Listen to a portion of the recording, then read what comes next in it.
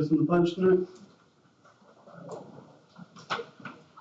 I pledge allegiance to the flag of the United States of America, to the republic for which it stands, one nation, under God, indivisible, with liberty and justice for all. Thank you very much. May I have a roll call, please? Yes.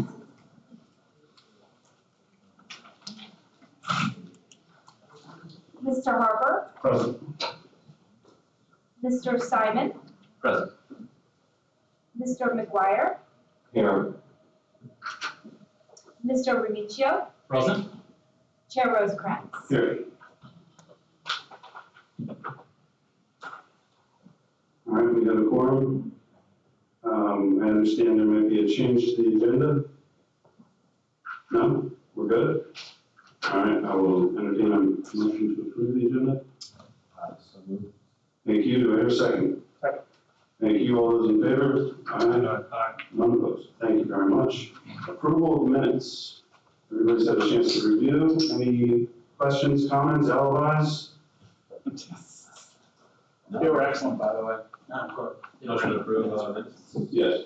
We have a motion to approve. Do I get a second? All right, second. All those in favor? Aye. So, I'm sorry, Chair, who motioned? Thank you. Is there a motion? Thank you. Second. Thank you very much. All right, communications and announcements. Report from staff. Good evening, Chair and Board members. Amanda Ryan, Planning and Zoning Director. First, I hope everyone had a wonderful Thanksgiving and enjoyed your holiday break. I do have a couple of updates on some items that were presented to this board.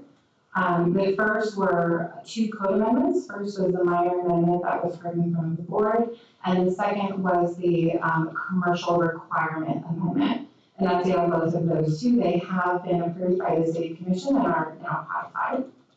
The last update I have is in regard to the item we heard last month, which was the height reduction item. That item was tabled at the last City Commission meeting. We presented the comments that were given at the board, as well as listened to some of the direction given from the City Commission. And we have, the table was in order to create a motion to create a new set of standards that instead of reducing the height of the existing zoning districts, we would be creating a new zoning district called mixed use downtown. That item will be heard for first reading at the December 6th City Commission meeting, and then following up with the second reading. So that is moving forward in a little bit of a different form that was presented here. You will have access to that agenda as I believe it was published today. If there are any questions on that item, please feel free to reach out to me, or I could entertain questions. Sure, I have a question. Sure. Please. So are we getting a copy of this before the next commission meeting? What date was that going to be presented at the commission meeting? December 6th for first reading. Is it going to be significantly different than what we approved here? Yes, so it changed form. So instead of a reduction to existing zoning districts, what was discussed at the City Commission meeting was to create a new zoning district that accomplished all of the things that were discussed here. So this new zoning district proposes, because it is not approved yet, a reduced height of 85 feet, a reduced FAR of 3.5, and a reduced density of 70. Also in that amendment, we retired MU4 and MU core. So what that does, it keeps the zoning districts on the books and valid for anyone who has it, but it limits the use of those zoning districts in the future. So any other development that comes in would now be rezoning to mixed use downtown. So this was predominantly to accommodate the two people that were here last time, so they would maintain their existing height at 150? I can't speak to that. I think that this was done in a response to overarching concerns and a desire to do more than just reduce height. I think that this alternative allows for more to be accomplished and to limit possible exposure to litigation. Okay, so couple more questions, sorry. So I'm sure council was giving advice on this, and as I saw it, there was one party that wouldn't apply. There was just nothing that they could possibly come at us with. And potentially we did talk about just having an addendum on the parcel that is situated on northeast Ocean Avenue and Federal Highway to maintain if it is a hotel. Or something that was discussed. It was kind of loosely, that wasn't put in our, so just trying to get an idea of what will be presented at commission for final vote or first vote, and then how much is it different, you know? And I guess I would like to see just sort of an outline of that. Would that be okay? Sure, what I can do, just so the board, because you guys did see this item, I can send a follow-up email attaching a draft of those amendments as they currently stand. I will say the draft that was presented only addressed heights, and I do believe that this is a much more inclusive look at responding to some of the comments that this board gave also. The idea of moving towards a downtown, managing density, traffic. I think that this approach allows us to do more and also minimize exposure legally. Okay, very good, thanks a lot. My pleasure. I just have one quick add on to that. With this rezoning or this addition of a new zoning district, the zoning map will be redrawn. At what point in this process will that occur? So we do not actively rezone properties typically. Those are private applications. So whenever anyone is coming requesting to rezone, at that time the map changes. So there are no. You're adding a new zoning district. Yes, to the LDRs. And once that district is applied to land, then the zoning map changes. Oh, so it'll be written in written form only until an applicant comes in Yes. for construction. Yes, exactly. And then it'll follow, and then, what I'm trying to understand is, what are those locations, where are those locations that restrictions apply with this new zoning district? Sure, I mean loosely, without, not having any graphics, it is loosely the remaining redevelopment area of the downtown area. So I can attach a map that shows where this would apply to that email that I send you. It won't be a map showing that on the ground, but it'll be a map loosely saying everything shown in CBD now would have the potential to rezone if they so choose and file an application with the city. And that new zoning district is to retain the Highway 150, or this is to all the other areas around that or outside of it drop to the 85, and this portion stays at the 150, or is it? Anything rezoned under this new zoning district would be under the new regulations, which is 85 feet height, 70 density, 3.5 FAR. So, Anything that is entitled already under mixed-use core ME4 will remain. right, so in essence, it won't necessarily appear as a district. It'll be on a lot per lot basis, so you might have one lot next door that's developed at 150, and the lot next door is restricted to 85. So the skyline is doing this rather than kind of building up or down towards the single family homes. Possibly, but I will note that everything that has been built has been around 85 to 90, so we. No, I understand that, I separate the understand, two. sure, I'm just trying to. And another point would be is I would think of mixed-use downtown as a transition district to step down into our federal highway corridors. Because really what has been rezoned currently is like the four corners of the core. And what's left, we got lucky, is kind of the next tier. So it is still going to be like a wedding cake effect. But we could have a situation, we will have situations where it is right next door because it is being used as a transition district. Sure. And then the stepping down, you're indicating stepping down towards the main intersections rather than back towards the single family residences. I'm suggesting north and south into our less intense mixed-use districts. And then what does it do east and west? East and west, there are lot It's gonna specific retain- standards. It retains the maximum, but the way the LDRs are constructed is that there are different measures if you are, for example, on the intercoastal, if you are again single family, there are residential compatibility standards that would apply no matter what the zoning district is. One question, 15 parts. Melanie, Tom, you have a Yes, question? just, first of all, Amanda, thank you so much. It's exciting and refreshing that we're gonna transition from at least the TOD concept of 18,000 apartments and 1,200 businesses within a half mile of the proposed rail. That's probably not gonna happen. So it's exciting that staff is listening, as you always have, to the commission and to the board. A couple of comments. When we addressed this issue at the last meeting, a couple of things. I thought we all understood that the two MU districts have vested rights, those that have projects that have been approved by the commission and approved by the planning board.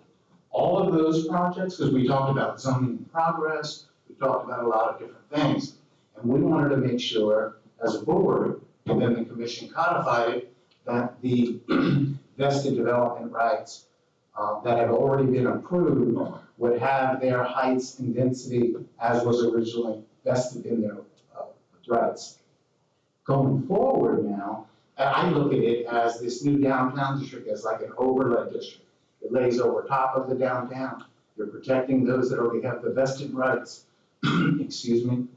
But it allows the opportunity for some new concepts like the boutique hotel and focus on design and standards for the downtown with a destination district. So it really opens us up to some new ideas in the future, but yet protecting the vested rights in lieu of Burke Harris and other potential litigation that could come before the city. So we're really having our cake and eating it too. And I'm excited, just the concept of starting to create a downtown destination district really, really excites me. Because it's different from 20 years of the TOD density and height focus. And it really focuses on quality of development and creating things that the people want, restaurants and shops and live entertainment, al fresco dining, the things that really create something special in this 4 blocks. I'm excited. He's excited. Thanks, Tom, appreciate it. Went to the Dolphin game Sunday. Hey, He also so did I. It was an event. for the first time in a few weeks. Amanda, anything else? No, that's it, thank you All so right, much. thank you very much. Old business, we have none, so we're going to move on here to new business. Item 7A, approval of variance of Part 3, Chapter 4, Article 2.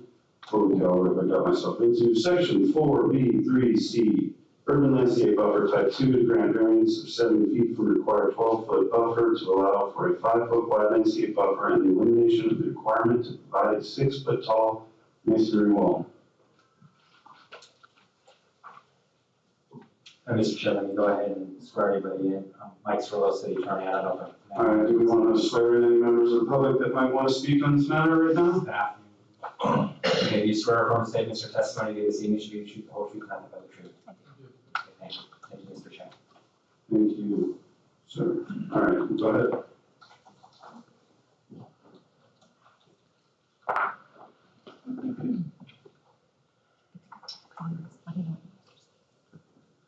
Good evening. There it is. Good evening, Jeff Burns, with the applicant, I'm the CEO of Affiliated Development, and we're the proud applicants of this project. Been working very hard with staff to get this project to this point, so we're unfortunately tonight not going to take you through the project like we would like to, and from the standpoint of seeking your approval, but we are going to ask for your approval of this variance. So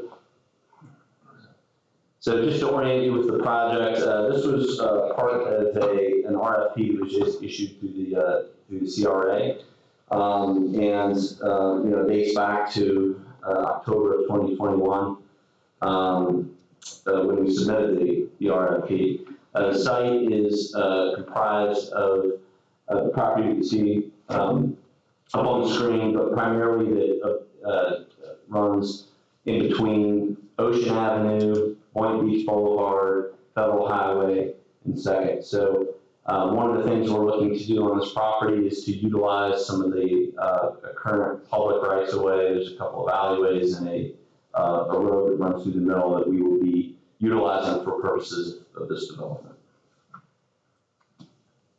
This is a shot from Ocean Avenue and Federal Highway. So again, we wanted a visible presence from that corner. We feel like that's a super important corner to this area in this district.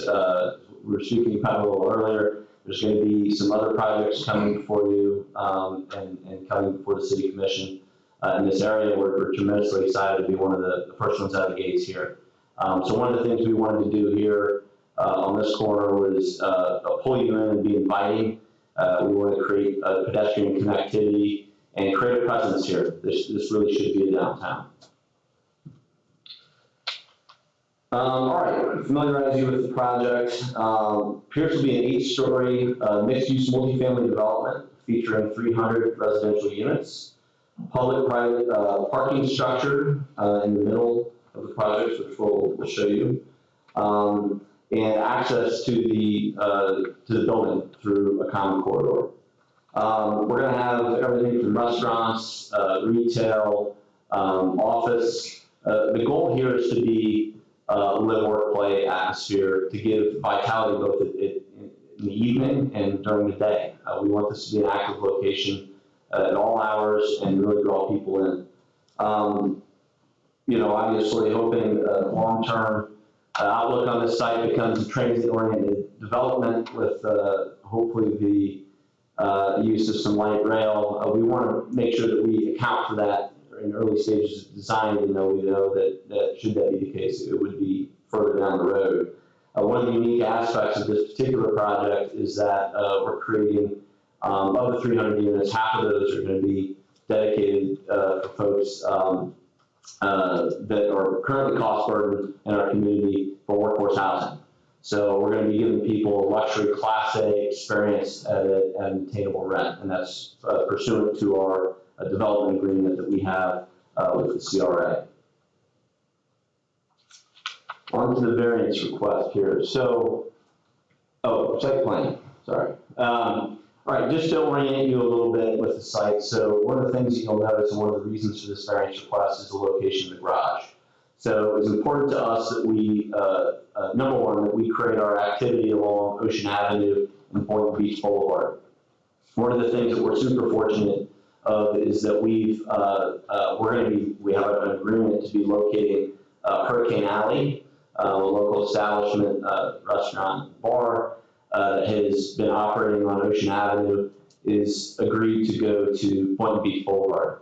One of the unique aspects of that is it'll help activate that end of the development, and I think really help kind of hopefully ignite additional repurposing and more active uses along Boynton Beach Boulevard.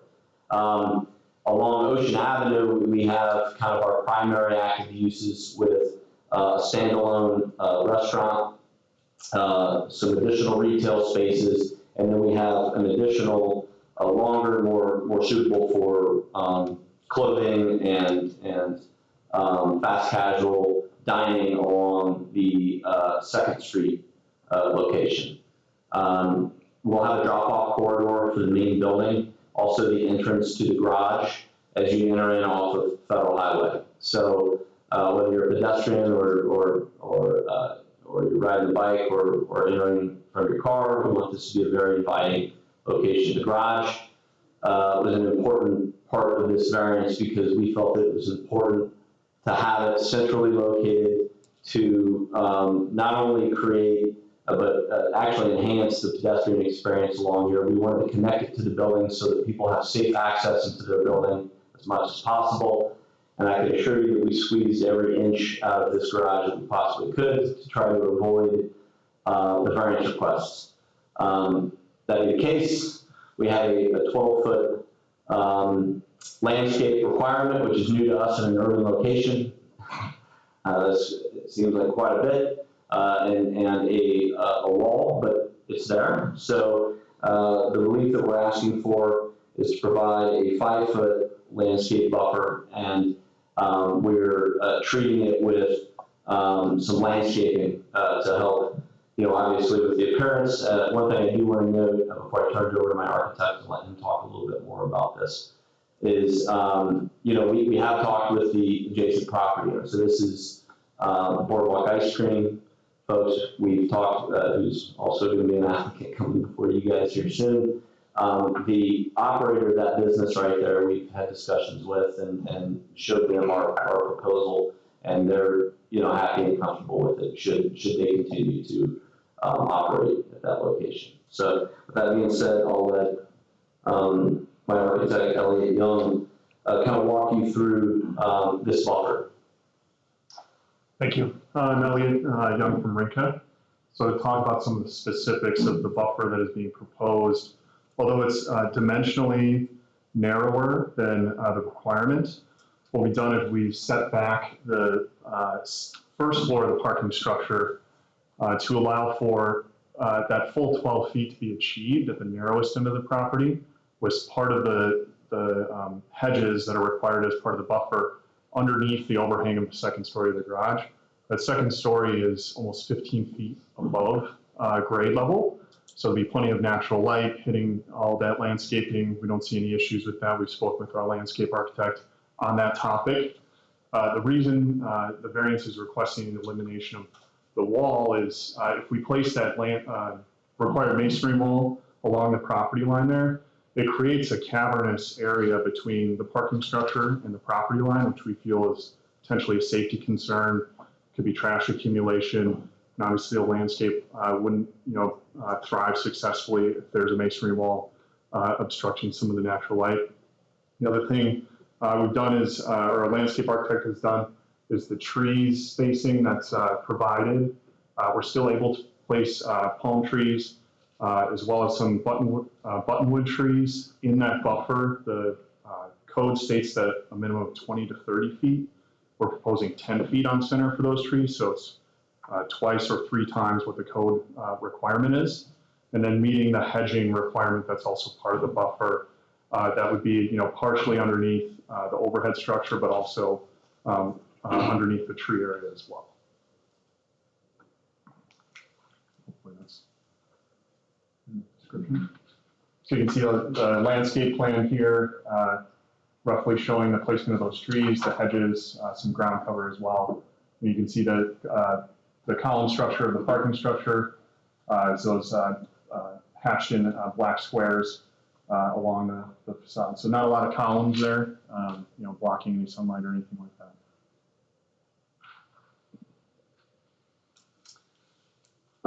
So when we talk about criteria, again, I alluded to the location of the parking garage, but we feel that it's an important location for us to do a good job on activating this entire site, providing a nice pedestrian experience, focusing as little mass on Ocean as we possibly can, and as much of an inviting experience along Ocean Avenue as we possibly can.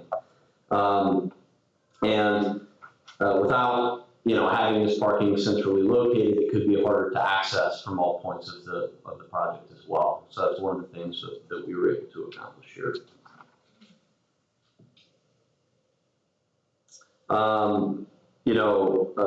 Masonry wall was an item that Elliot had hit on. Like we believe that if that had been there, or if that was supposed to be there, then it would create a safety concern for us.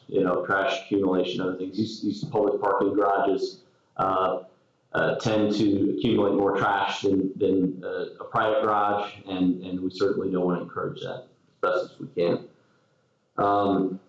Project meets code and all the other requirements. But I'd like to say that we've been working really hard with staff. Staff's been terrific to work with, and I don't know how many iterations of this thing we've been through, but it's been a lot. But I can tell you right now that having done it, it is a better project where it is today than it was as we originally proposed, and we're pleased that we're just coming here asking for this, and we're super excited to come before you.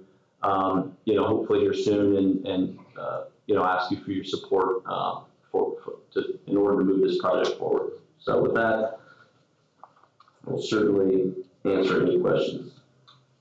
All right, at this time, we'll open it up to public comment. Give you guys. You need to look for staff, right? Yes. Yes, But board chair. this would be an opportunity to ask the applicant any questions you have. The board chair, the staff has a presentation to give also, That's- so if you have any That's questions. where you wanted that to fall in. And I apologize, being new to the board, I'm learning the routine on the fly. You got it. So am I apparently. Go ahead, Amanda, please.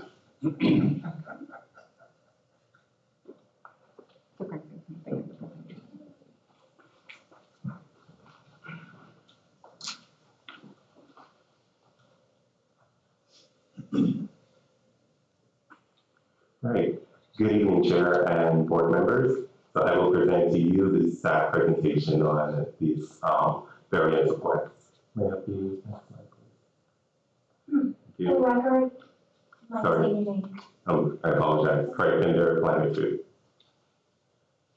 The request before you today, as you are aware, is for the relief to the urban landscape buffer type 2, which requires a minimum width of 12 feet for the landscape buffer. The applicant is requesting a reduction or variance of 7 feet to provide a 5-foot landscape buffer.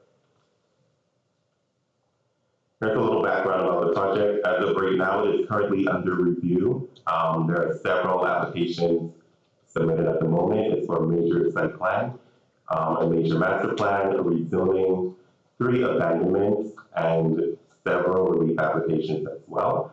There are 4 community design appeal applications for the parking garage itself, 1 for each elevation of the parking garage, for the treatment of that parking garage, and the final one, which is the variance relief that we are discussing tonight. So as the applicant stated, the proposal is for an 8-story mixed-use building with a mix of approximately 17,500 square feet of commercial, 301 dwelling units as of this moment, a freestanding parking garage, and private and public open spaces. Specifically to the parking garage, it is a total of 8 floors of parking, approximately 74 feet, 6 inches in height, and the parking garage itself will contain 567 parking spaces with a total of 585 spaces provided on the site. So there will be some on-street parking as well around the site. As proposed, with all the square footage and the proposed number of dwelling units, the project currently requires a total of 569 parking spaces. So the Oriental Wall, the project location is within the downtown. It is just west of North Federal Highway and just east of the FEC railroad tracks. To the south of the site is 500 Ocean, the 500 Ocean mixed-use development. Further east, on the east side of Federal Highway, is Meridian Village, and to the northeast would be Casa Costa. And the rectangle that just showed up in purple, that is the proposed location of the parking garage. So as mentioned, the required landscape buffer is the 12-foot to 15-foot in width.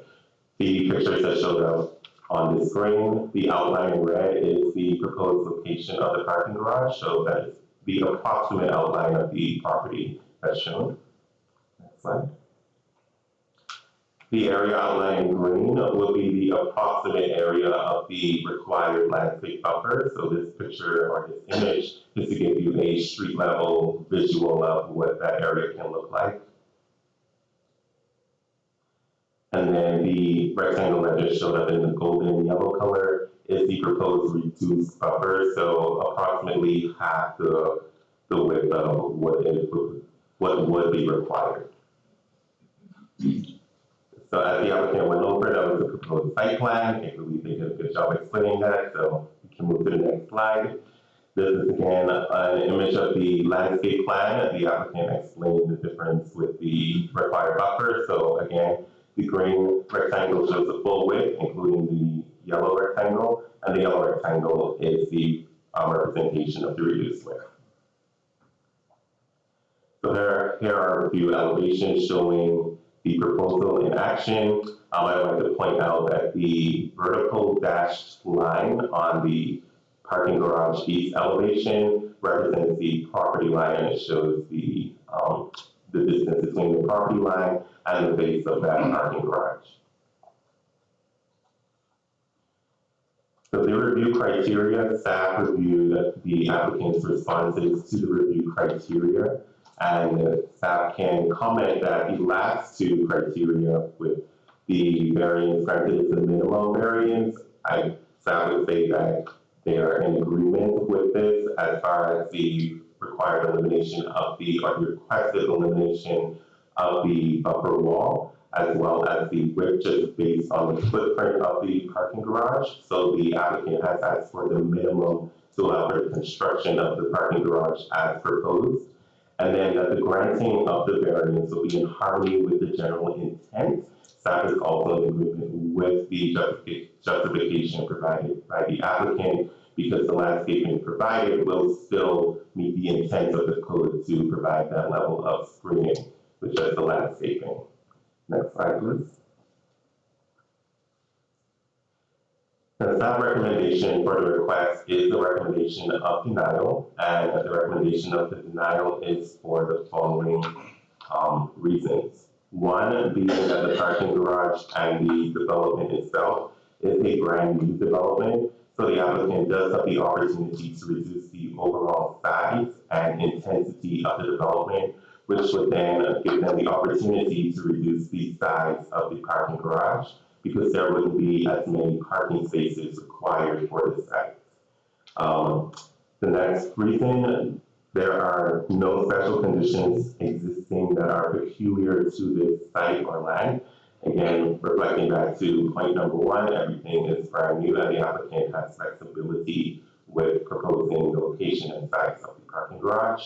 And that granting the variance can confer a special privilege to the applicants that may not be available or considered for other lands within the same zoning district.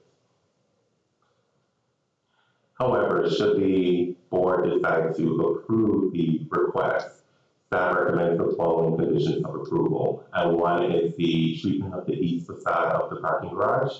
Since the facade of that elevation of the parking garage will be closer to the property line, staff recommends requiring a green wall treatment along that facade. And secondly, the staff recommends to provide an enhanced pedestrian connection through the garage to the north end of the site where the proposed Hurricane Alley is to be located. If you have any questions, I am available as well. All right. We usually do public comment, then board comment, board questions, public questions. Really, that's your prerogative, how you handle that, unless, I would like to give reasonable opportunity right now for the public to make any comment. That reasonable opportunity will be 3 minutes. If anybody would like to come and speak on this, has any questions, please stand, be sworn in, state your name. I'm not seeing any action out there. All right. like the project. Okay, let's move on. Corbin, I'll start with you. Thanks. Okay, very clear, both presentations. I guess my question is, let's suppose we grant it. The ice cream parlor place then wants to build something 8, 9, 10, whatever 8 stories, let's say, with the night, and they would probably request the same, right, to get as close to that, and then you create this sort of weird alley. Would that be something that could happen? Good evening, Amanda Radigan, Planning Zone Director. In theory, it is a possibility. However, in order to rezone to a similar zoning district, I do not believe that that existing parcel is large enough. Ideally, in the planning world, we would have liked to see this come in as a project that's inclusive of that parcel. And in fact, since it is not included, it does create an intensity difference between the existing parcel and the proposed parcel, which is the reason for the required buffer. Should they redevelop, they would be held to the LDRs depending on what zoning district they are redeveloped under. Of course, staff will take into consideration any safety issues that come out through site plan review. Okay, thank you. All right. Chris, I know you were writing stuff down. just wait, I know, No, you take your time. I'm gonna stay on kind of on topic here, lots of questions and things about other areas of the site, but I'm just gonna say, Yes, sticking to the application. right? So, I guess kind of the main obvious questions would be, what is the setback on that portion of the property for first and second floors?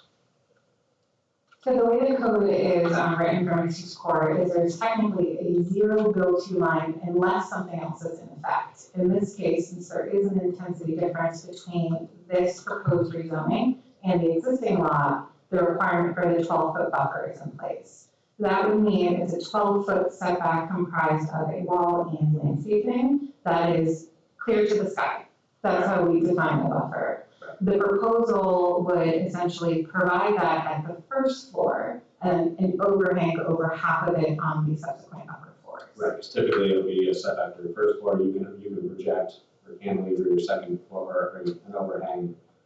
If it's 10-foot setbacks, it might be 5 feet, depending on the relationship. Right, a buffer does not have that, it would be clear to the sky. Correct. Right, so I think that the encroachment of the overhang in the required buffer is an issue we looked at. The requirement of the wall is the requirement of the wall. Is the wall required to be on the property line or within? Can that be within a certain distance from the property line? Technically, the way the code is written is actually required in between the buffer. So the way it's set up with flexibility, it's usually 6 feet the wall and then 6 feet to allow access to the other side for maintenance Right. issues. We have in the past approved with adjoining properties consent to move that wall to the far end if the adjacent property wants that. Right. Most of the time, they want the landscaping and not the wall, which is why it's usually in the middle. Which was what I was about to say. If you have nobody wants a wall against the property line in this situation, right? Certainly not the adjacent businesses. If you're going for a variance of the reduction down to 5 feet in some areas, the wall isn't necessary. Your wall is the garage itself. So I just want to kind of just so I have some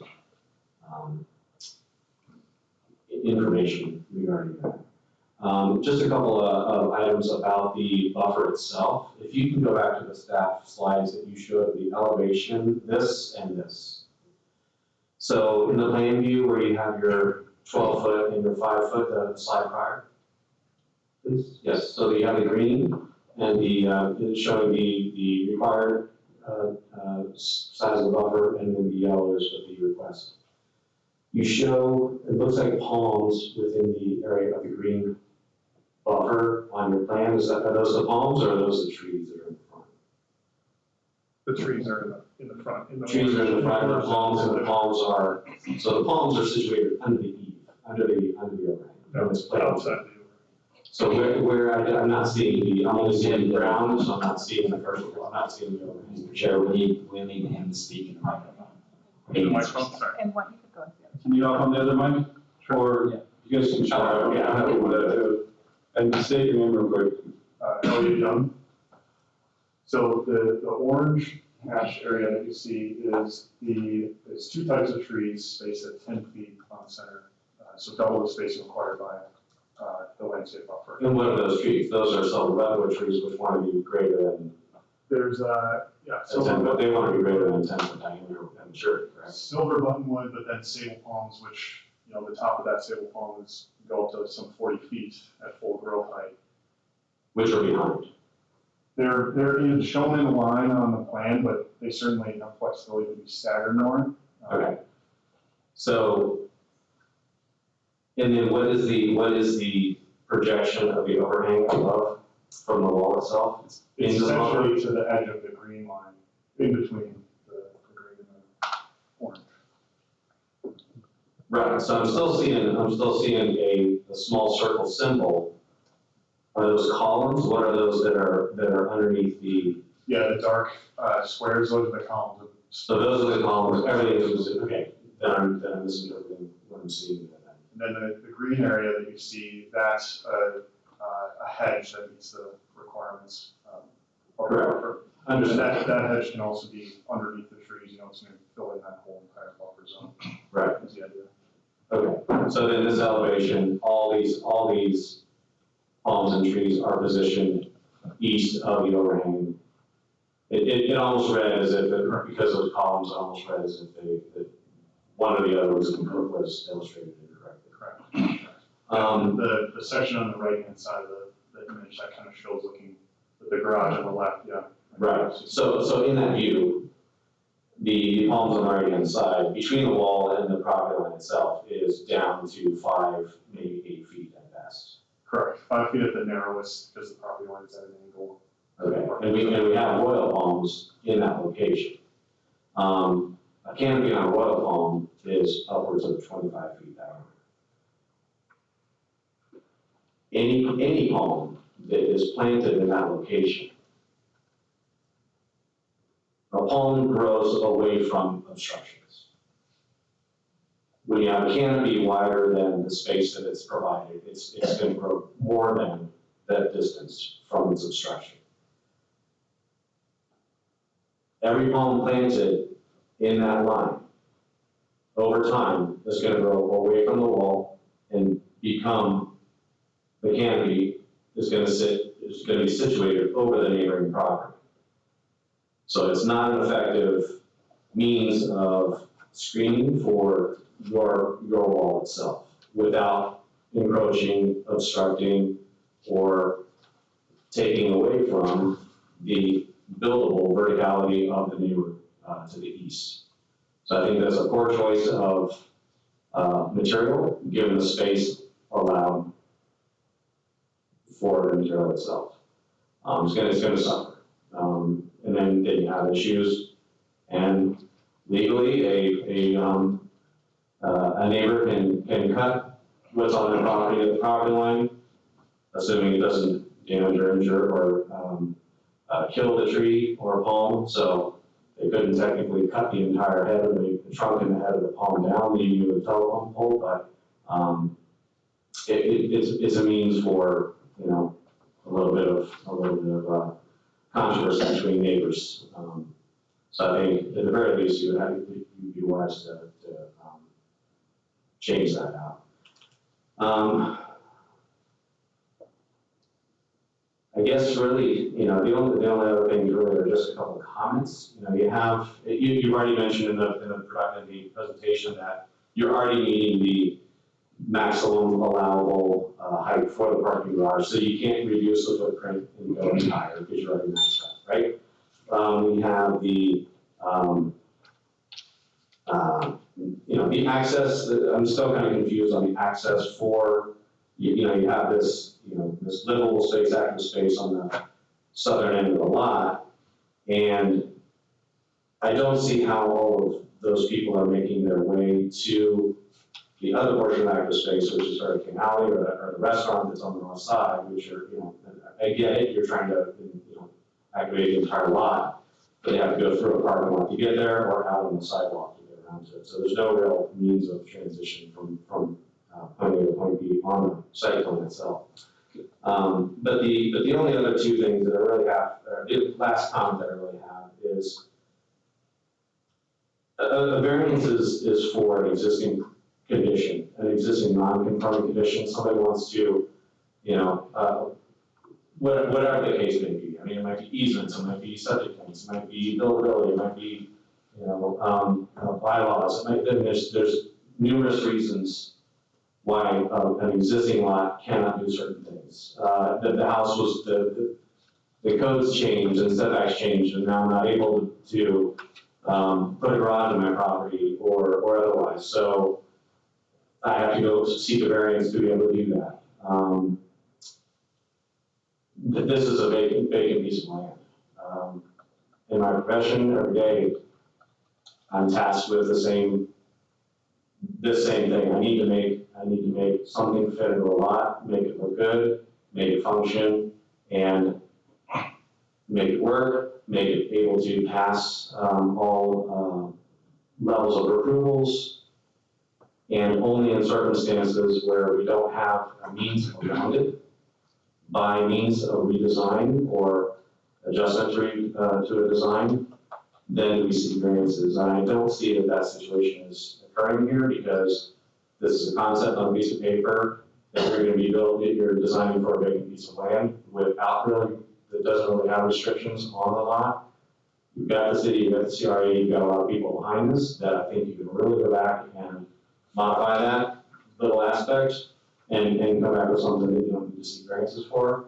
And I really don't think we should, in my opinion, approve something like this because this is very early in the stages of development down in this area that we'd be really setting a precedent, as you were kind of alluding to earlier, that, you know, once we approve this one, then, well, so-and-so did it down the street, why can't we get it? You know, they didn't have any issues on property, and then before you know it, you know, now we're just, everything's kind of not really following the code, and in my opinion, to deny as well.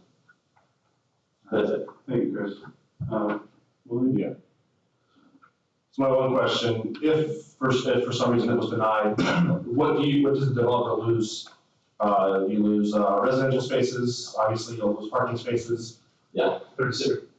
Yeah, it's a great question. So trust me, when I say we've run a lot of iterations of this, we do, whatever we have.